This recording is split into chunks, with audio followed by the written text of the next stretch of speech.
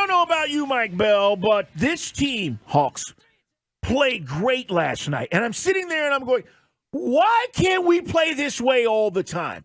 I know it's the Bulls, and the Bulls, they really didn't play well at all last night. I think we took the oomph out of them. We shot the ball great. But, Mike, just as a team, like, where has this been? Why can't we put this together consistently? Yeah, some good stuff last night. I thought, Bogey, we talked about, the inconsistency of Bogey. He was solid last night. I love Sadiq Bey's game. I just don't know that much about him, so every time I see him, I'm saying, okay, here's something else this guy can do, right? Because he can, when he's feeling it, hit the three. He's a physical, he's got some presence, size-wise.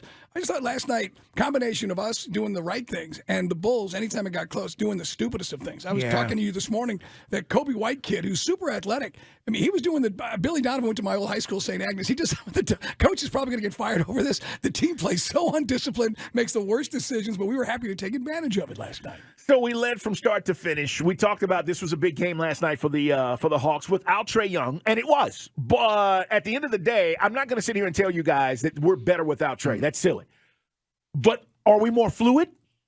Does the ball move around and more guys touch it? And I don't know how to describe sometimes why we seemingly play better when Trae's not been on the floor. Last night, from start to finish, guys, we were really good. I mean, we dominated them in the paint. Mike, we hit threes. We've been talking about Bogey being better. Bogey was better. So at the end of the day, I'll take the win. But it's just one of those things where you say, okay, tonight we got a back-to-back. Wizards in town.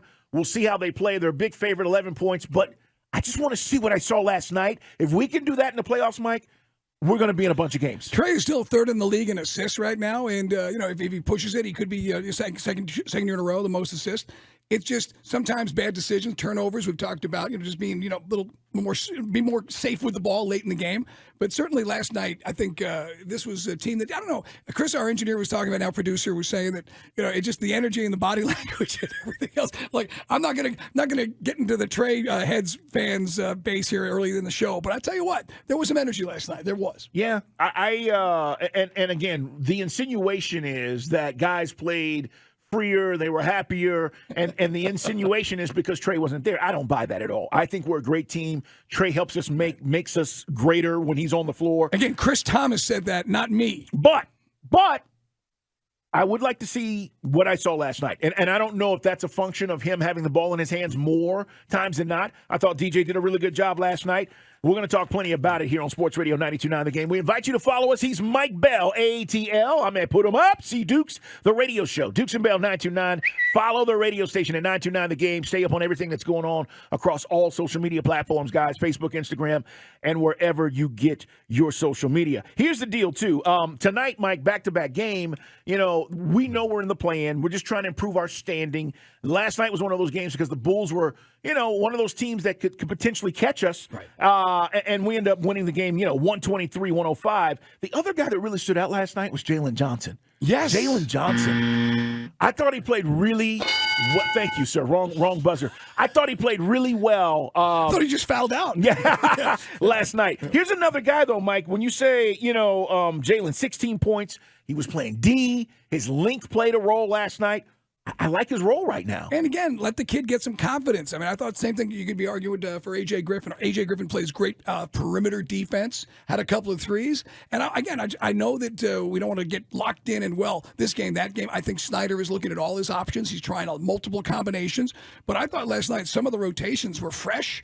It's the kind of stuff there. Look, if this team tuned out, Nate, including Trae, and Dejounte, if all these guys tuned out Nate, I think you could argue there were times earlier this season you'd never see rotations like we saw, especially in the second half. No. There would literally be, and AJ would be on a streak. Whoop, okay, no, clock says 8 minutes left. Other guys are in with no situational awareness. Now, I think Quinn Snyder is incredibly more fluid and intuitive to what's going on the floor than Nate apparently was at the end.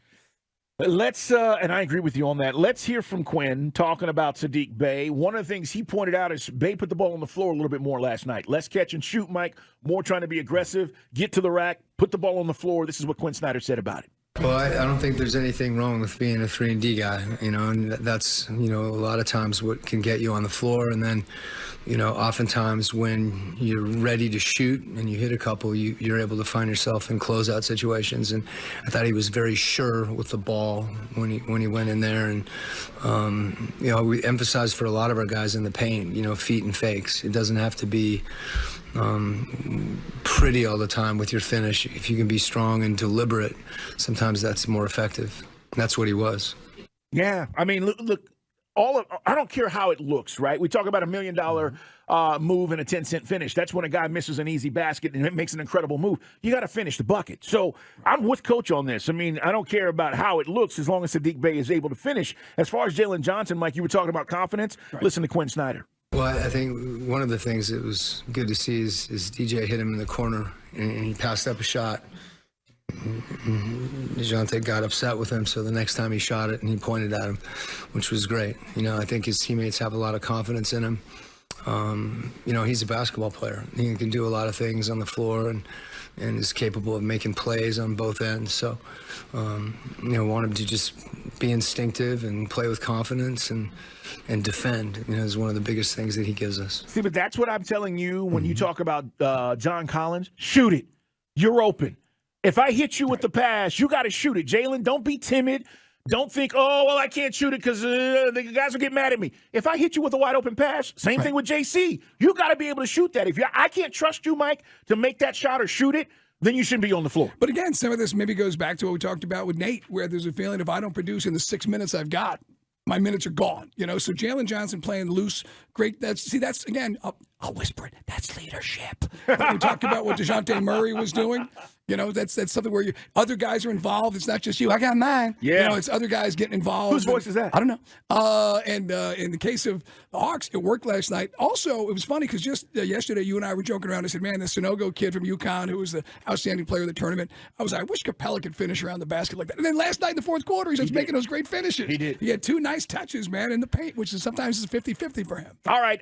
Feeling better at all about the Hawks last night? Listen, whenever you win without your star, it's always a plus.